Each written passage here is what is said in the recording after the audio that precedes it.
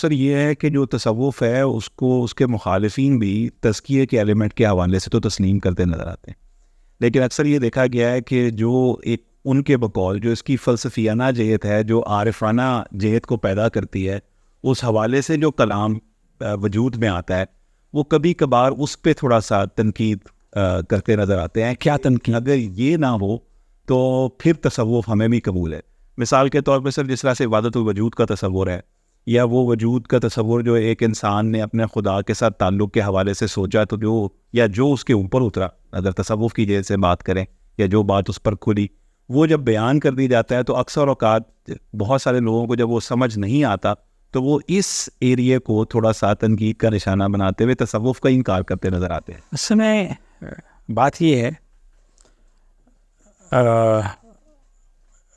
ایک قول مولا علی کرم اللہ کریم کا، آپ فرماتے ہیں کہ انسان کو جس چیز کا علم نہیں ہوتا وہ اس کا دشمن ہو جاتا ہے.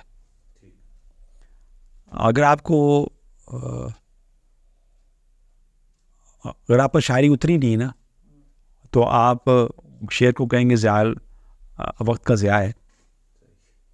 آپ شاعروں کو کوئی اچھی نگاہ سے نہیں دیکھیں گے، کیونکہ آپ اس راستے کے مسافر نہیں ہیں. اور اگر آپ اس راستے کے مسافر ہیں تو پھر آپ کو نا ہر اچھا مصرع، ہر اچھی ترکیب آپ کے دل کو پکڑ لے گی. تو جو لوگ اس راستے کے مسافر ہیں وہ تو اس کی فلسفیانہ جہت سے بھی لطف اندوز ہوتے ہیں، اور یہاں تک کہ صوفیہ کے شطحیات سے بھی ہوتے ہیں. جو کوئی فتویٰ نہیں لگاتے وہ بات یہ ہے کہ اگر اگر کسی صوفی نے وحدت وجود کے والے سے کو بات کی ہے تو یہ اس کا مشاہدہ ہے اور دوسرا حجت نہیں ہے.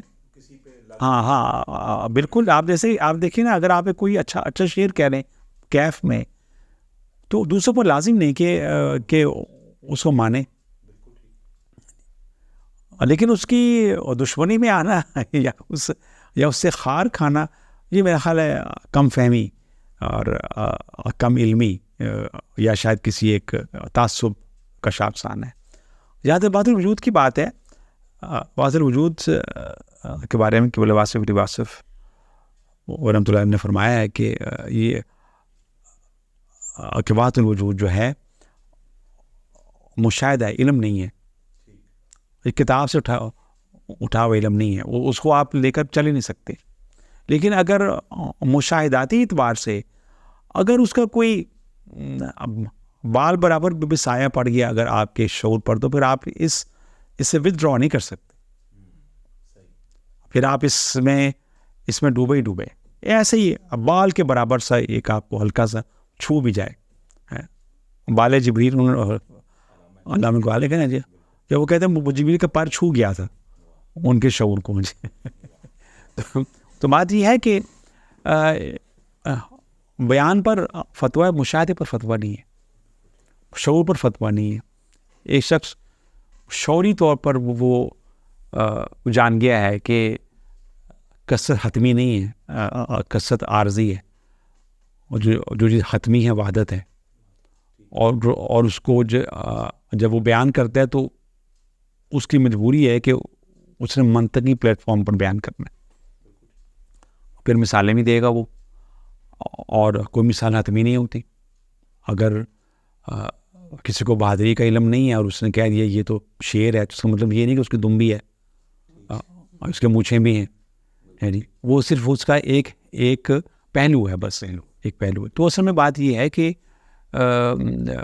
جو بیانات ہیں ان کلام کے والے سے، ان کو وہ ڈٹو نہیں لینا چاہیے، بلکہ اس کے اندر جو کرکس ہے اس سے لینا چاہیے. جیسے مولانا روم کی آپ مصنوعی حکایات ہیں، وہ حکایات کو اگر کہانی کو بطور کہانی دیں گے تو پھر تو آپ نے کچھ نہیں پایا. وہ کہانی اصل میں کوئی بات بیان کرنے کے لیے، تو اگر آپ نے اس بات تک پہنچ گئے پھر آپ کو لطف آئے گا. جو اس بات تک نہیں پہنچے گا وہ اس پر فتویٰ لگائے گا. تو اس میں کوئی ایسی بات نہیں ہے. اس میں اگر کچھ عارف لوگ اپنے تجربات بیان کرتے ہیں تو یہ ان کا ایک اصل میں بات یہ ہے نا. یہاں ایک بات جو قابل غور وہی ہوتا ہے کہ آپ جس ٹریک پر چل رہے ہوتے ہیں نا اس ٹریک پر بہت سے لوگ پہلے چل کے جا چکے ہوتے ہیں اور بہت سے لوگ اس ٹریک کو فالو کر رہے ہوتے ہیں. جو لوگ اس ٹریک پر ہیں ان کے لیے تو ان کا ایک لکھا ہوا ہے کہ ایک جملہ بہت قیمتی ہے کہ کیا خوبصورت بات کر دی حضرت ذہین شاہ جی نے. انہوں نے تاسین کی تشریح کرتے جناب منصور حلاج کا یہ جملہ کیا بات ہے. لوگ پھڑک اٹھتے ہیں کہ یہ کیا بات کرتے ہیں. اب مسئلہ یہ ہے کہ وہ ٹریک ہے جس پر کچھ لوگ چل رہے ہیں اور قیامت تک چلتے رہیں گے. اس وجہ سے ان کی لکھی ہوئی کو بعد رائے گاہ نہیں ہے. البتہ جو اس ٹریک پر نہیں اس کی رائے گاہ ہے. سر ذوق بہت بڑا محرک ہوا اس کا مطلب ہے علم سے فائدہ لینے کے لیے. اور ذوق کے بغیر تو آپ غالب کے شعر کی داد نہیں دے سکتے, تو کسی صوفی کے صوفیانہ کلام کی کیسے دیں گے. سر آپ کا بہت شکریہ, آپ نے بہت وقت ہمیں دیا, عنایت کیا, اور ہمیں بڑی خوشی ہے کہ جو ہمارے سوال تھے اور جو اس میں تشنگی تھی ہمارے فہم میں بڑی سیرابی پائی ہے سر آپ کی صحبت کی وجہ سے. ہم آپ کے بہت شکر گزار ہیں اور کوشش کریں گے کہ آپ یہ وقت ہمیں دیتے رہیں.